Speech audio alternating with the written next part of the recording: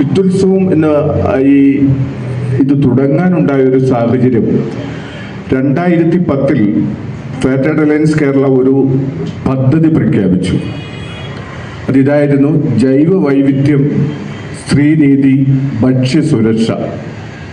ഈ 3 പദ്ധതികൾ നടപ്പിലാക്കാൻ യഥാർത്ഥത്തിൽ ആവശ്യമായി വന്നിട്ടുള്ള വിത്തുകളായിരുന്നു. ആ സമയത്ത് നമ്മളുടെ കയ്യിലുള്ള നാടൻ വിത്തുകളെ കുറിച്ച് നമ്മൾക്ക് യാതൊരു ധാരണയുമില്ല.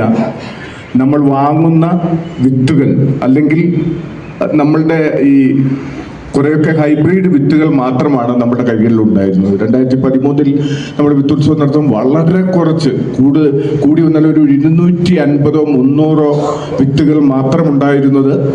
2011 വിത്തുത്സവം എത്തുമ്പോൾ അത് ഏകദേശം 8000 ഇനങ്ങളിലേക്ക്, അതായത് ഇപ്പൊ പയറിന്റെ തന്നെ ആദ്യത്തെ വിത്തുത്സവത്തിൽ 10 ഇനം ഉണ്ടായിരുന്നത്, അത് 11 വിത്തുത്സവം എത്തുമ്പോൾ 132 ഇനം പയറുകളിലേക്ക് നമ്മൾക്കത് വ്യാപിപ്പിക്കുവാൻ കഴിഞ്ഞു എന്നുള്ളതാണ് വിത്തുത്സവത്തിന്റെ പ്രസക്തി.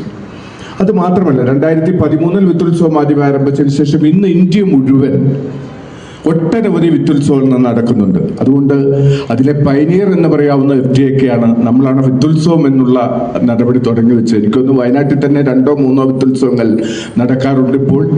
അപ്പൊ തീർച്ചയായും ഇത് പിന്നീട് ഈ വിത്തുമായി ബന്ധപ്പെട്ട് പ്രത്യേകിച്ച് ഈ വർഷം വലിയ പ്രതിസന്ധി നേരിടുന്ന ഒരു ഘട്ടമാണ്. നമുക്കറിയാം, ഇപ്പോൾ നടക്കാൻ പോകുന്ന ലോകസഭയിൽ വിത്ത് ബില്ല് അവതരിപ്പിക്കപ്പെടുകയാണ്. അത് കൃഷിക്കാരെ സംബന്ധിച്ചിടത്തോളം അതിഭീകരമായ പ്രശ്നങ്ങൾ ഉണ്ടാക്കുന്നതാണ്.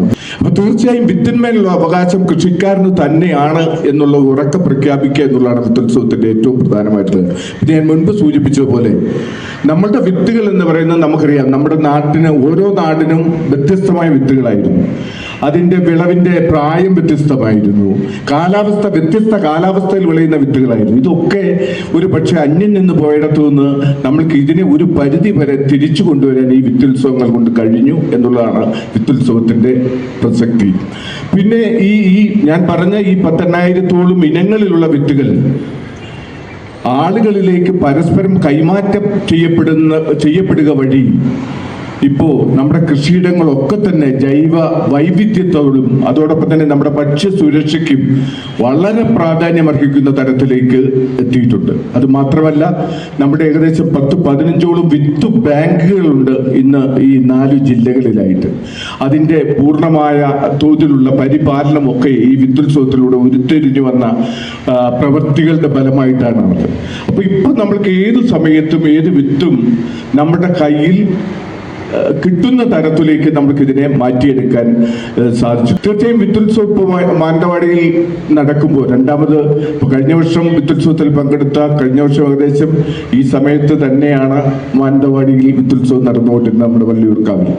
അപ്പൊ തീർച്ചയായിട്ടും ഈ വർഷവും അത്രയും വിപുലമല്ലെങ്കിലും തീർച്ചയായും അതിന്റെ അർത്ഥതലം വെച്ച് നോക്കുമ്പോൾ അത് വളരെ വിപുലമാണ്.